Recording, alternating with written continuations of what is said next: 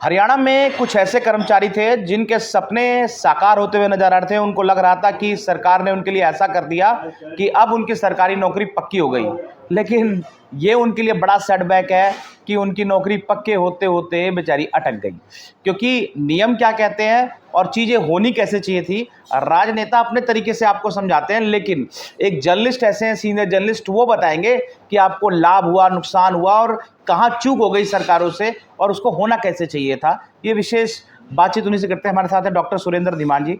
Doctor साहब जी जी, स्वागत है आपका। पहले तो धन्यवाद। डॉक्टर साहब, ये तो एक बड़ी खुशखबरी थी। इनको लगा कि 1,20,000 लोगों को सरकार ने इनकी जॉब सिक्योरिटी दे दी है और उससे अगर एक परिवार के 4 लोगों को जोड़ा जाए तो लाखों लोग वोट भी आ रही थी। लेकिन असल में मामला बताइए, क्या 1,20,000 की नौकरी सुरक्षित हुई या सब ये चुनावी पैतरे हैं? देखिए, जब जॉब सिक्योरिटी देने का अध्यादेश कैबिनेट ने पास किया था, एक तो उसी में बहुत देरी कर दी। लोकसभा चुनाव की आचार संहिता 6 जून को ख़त्म हो गई थी।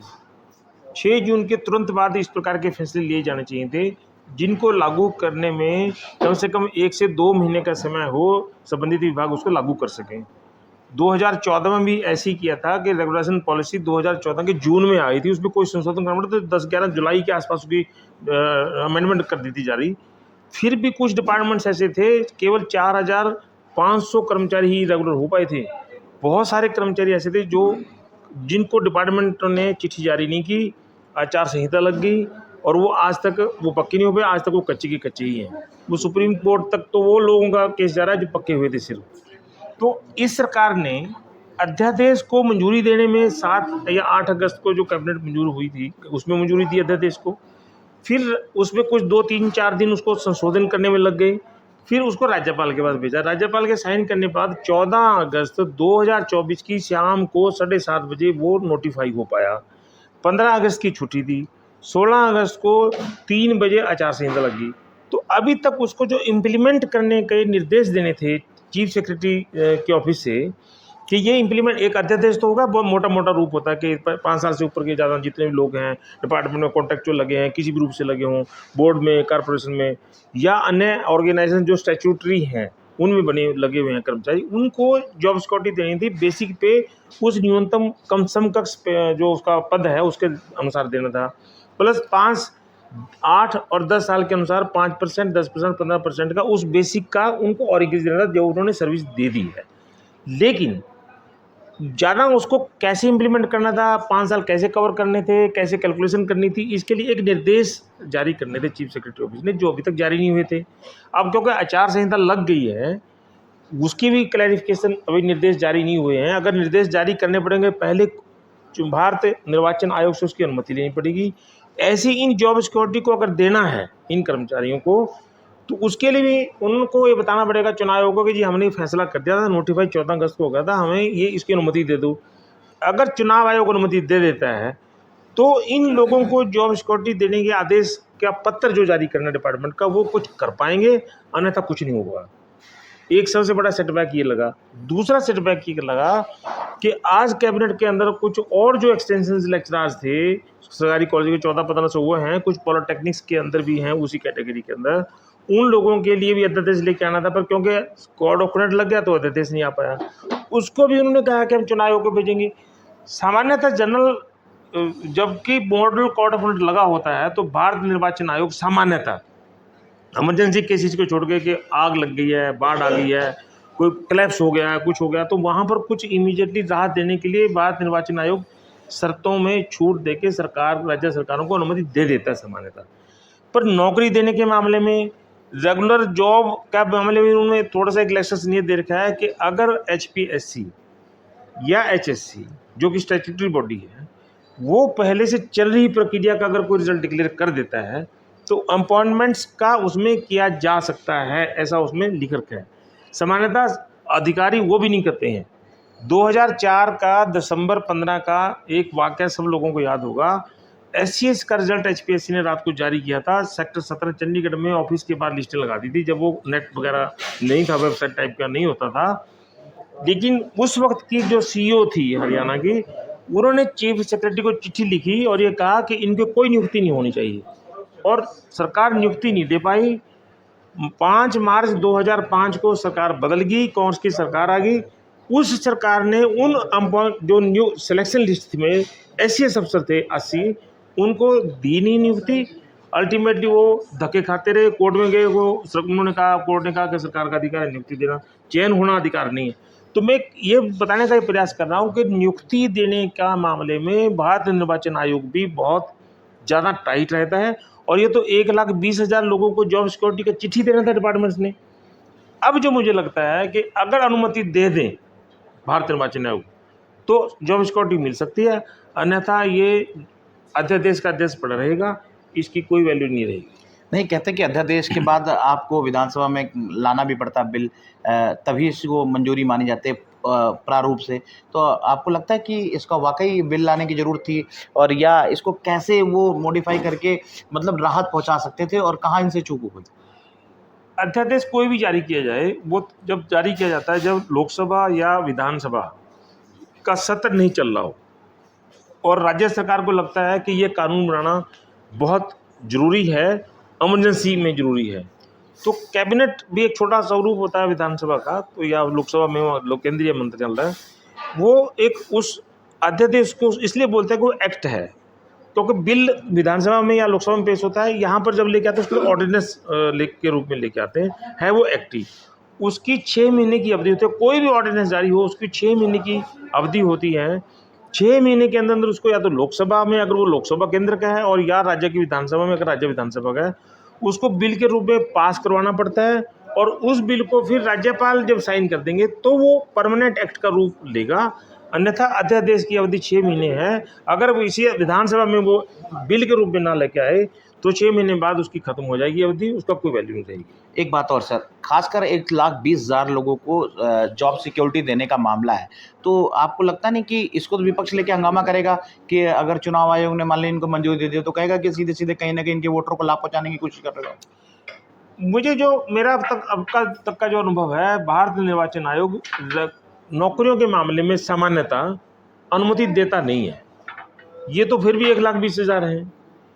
इसलिए मैं कह रहा हूँ कि सरकार के पास एक गलती काम हुई।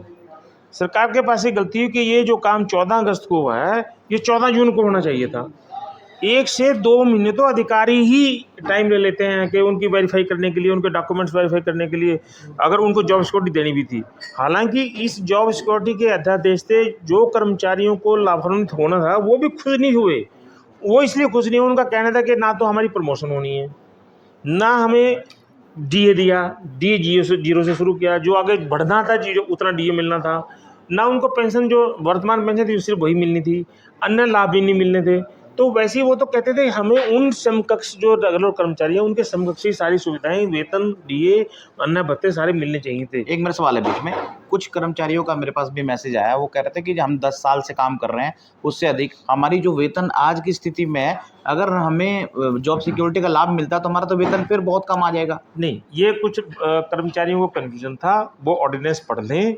14 अगस्त 2024 का जो राज्यपाल के साइन होने के बाद ऑर्डिनेंस जारी हुआ है, उसमें पे प्रोटेक्ट की गई है। अगर किसी कर्मचारी को आज की डेट में 45,000 रुपये का वेतन मिल रहा है और जॉब सिक्योरिटी मिलने के बाद उसको 35,000 रुपये का उसका तय होता, तो उसको 45,000 रुपये मिलेंगे, ना कि 35,000।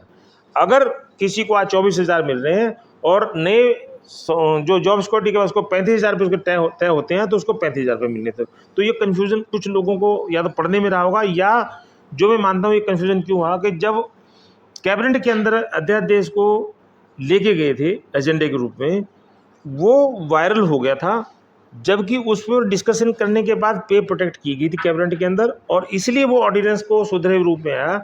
तो लोगों ने उसको पढ़ा था, उसमें वो गेस्ट टीचर एक्ट जो बना था सिक्योरिटी वाला, उसी के मुताबिक उसमें लिखा था कि न्यूनतम वेतन से ज़्यादा उसका किसी भी रूप में ज़्यादा नहीं होगा।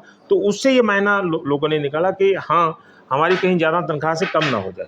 एक सवाल और इसमें खड़ा होता है, जो ठेकेदारों के बंदे जो ठेकेदार उन्होंने भर्ती कर रखे थे, उनके आदमियों को एचकेआरएम में ट्रांसफ़र किया गया, और इस बात को लेकर के कई लोग मन में है कि हम कोर्ट जाएंगे कि भाई ये तो बैकडोर एंट्री है। ऐसा तो है नहीं कि ठेकेदारों ने कोई पारदर्शिता से एग्ज़ाम थोड़े कराया, और सरकार ने उनको एचकेआरएम में रख लिया और एचकेआरएम में अब उनको जॉब सिक्योरिटी दे दी।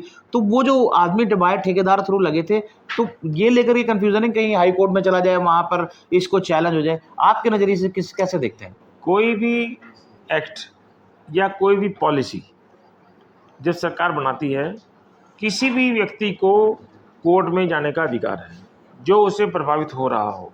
2014 में कांग्रेस सरकार जो रेगुलेशन पॉलिसी लेके आई थी, उनको भी चुनौती दी गई थी, जिसको हाई कोर्ट ने रद्द कर दिया, जिस पे अपील सुप्रीम कोर्ट में दायर हुई, सुप्रीम कोर्ट ने स्टेटस को दिया, जिस पे अब उसको अंतिम चरण में सुनवाई पे आ गया। 2 उसकी सुनवाई हो गई, अभी 21 अगस्त को उसकी फाइनल सुनवाई है।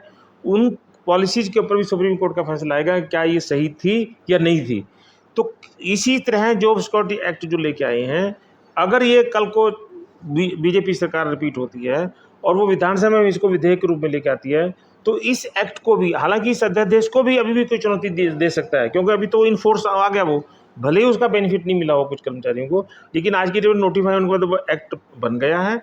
उस एक्ट को कोई भी चुनौती दे सकता है। जो आधार आप बता रहे हो कि कुछ लोग कर्मचारी कह रहे हैं कि इस आधार को लेकर, सामान्यतः ये आधार लेकर ही उसको कोर्ट में चैलेंज करेंगे, लेकिन ये कोर्ट ने देखना है कि जैसे रेगुलेशन पॉलिसी रद्द कर दी तो वो कोर्ट ने देखना है कि क्या ये एक्ट सही है या नहीं है।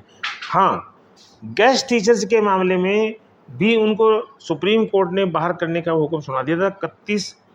31 मार्च 2012 का फैसला है, कोर्ट ने बोल कर 31/12/2012 को ये लोग बाहर हो जाने चाहिए, तब बाहर नहीं किए थे सरकार ने। 2014 में जब बीजेपी सरकार आई तो इन्होंने उनको कहा हम रेगुलर करेंगे, लेकिन रेगुलर कर नहीं सकते थे क्योंकि सुप्रीम कोर्ट ने उनकी नियुक्ति को सही नहीं माना था। तो ये गेस्ट टीचर का जॉब सिक्योरिटी एक्ट लेके आए थे, जो आज तक इंटैक्ट है, और उसको कोई चुनौती तो दी शायद उसको कोई, वो मुझे ज़्यादा उसके अपडेट नहीं पता, लेकिन वो आज भी इंटैक्ट है। उसको कोई, वो आज जॉब पे बने हुए हैं, कुछ लोग 58 साल की उम्र पूरी होने पर रिटायर भी हो गए हैं।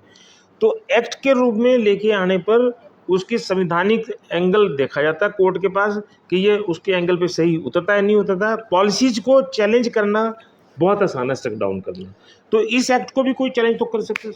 मेरा एक सवाल और सर, आज भी जैसे टीचरों की बात रखी इन्होंने कि भाई हम इन टीचरों को शामिल कर रहे हैं, आप इसको चुनावी फैसला देखते हैं आपके नज़रिए से, या वाकई इनको कुछ भला मिलने वाला है? जो आज कहा है कि हम जितने एनएचएम के लोग हैं, जितने कुछ और 2 राइट्स का है, कुछ और लोगों के बारे में बोला उन्होंने, ये तो टोटल बगल, मतलब जो सरकार है उसको भी पता है कि आज कैबिनेट ही फैसला नहीं कर पाती उसके बारे में। चुनाव आयोग को अनुमति के लिए भेज रहे हैं कि जी हम ये बेनिफिट देना चाहते हैं, हमें अनुमति दे दो, उसके बाद कैबिनेट में लेके आएंगे। चुनाव आयोग कहाँ ऐसे से अनुमति देता है? उसने बड़ा स्पष्ट लिख रखा है, मैं आपको पढ़ के भी सुना देता हूँ। उसमें लिख रखा है स्पष्ट, नियुक्तियों के मामले में स्पेशल, और इरेगुलर जो मतलब कच्ची नौकरी के बारे में तो वो है ही बिल्कुल ही क्लियर, उसमें तो उनका कोई इशू ही नहीं है। लेकिन जो इन्होंने लिख रखा है, रेगुलर रिक्रूटमेंट ऑब्लिक अपॉइंटमेंट और promotions through the UPSC, state public service commission, जो एचपीएससी जिसको बोल रहा हूँ, or the staff selection commission, जो एचएससी जो मैंने पहले बोला है, और एनी अदर स्टैट्यूटरी अथॉरिटी जो वैधानिक तौर पे गठित है, किसी को भी वैधानिक दर्जा दे सकते हैं, can continue recruitment through non statutory bodies will require prior. जो एचपीएससी एचएससी स्टैट्यूटरी बॉडी अपनी रिक्वायरमेंट रिक्रूटमेंट अपॉइंटमेंट जारी रख सकती हैं, लेकिन जो दूसरी बॉडीज हैं उनको पहले वहाँ लेना पड़ेगा अनुमति। तो जितनी भी ये अनुमति चुनाव आयोग से मांगी जाएंगी, जनरली मैंने ये देखा है 99% चुनाव आयोग अनुमति देता नहीं है।